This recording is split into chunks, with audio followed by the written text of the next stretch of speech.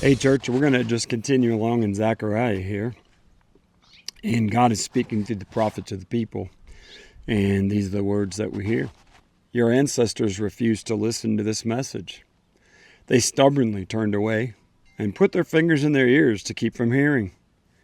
They made their hearts as hard as stone, so they could not hear the instructions or the messages that the Lord of Heaven's army had sent them by his Spirit through the earlier prophets. That is why the Lord of Heaven's army was so angry with them. Since they refused to listen when I called to them, I would not listen when they called to me, says the Lord of Heaven's armies. As with the whirlwind, I scattered them among the distant nations, where they lived as strangers. Their land became desolate, so that no one even traveled through it. They turned their pleasant land into a desert. Yeah, man, I just want us to hear that last part specifically when it ties into what's going on here.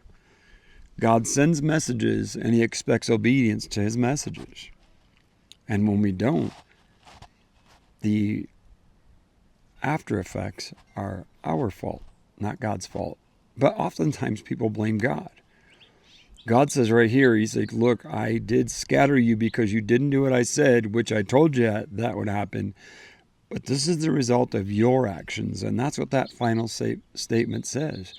They turned their pleasant land into a desert. It was your choices that did it. It wasn't God. God promised to bless if you'd be obedient. But he promised judgment if you wouldn't.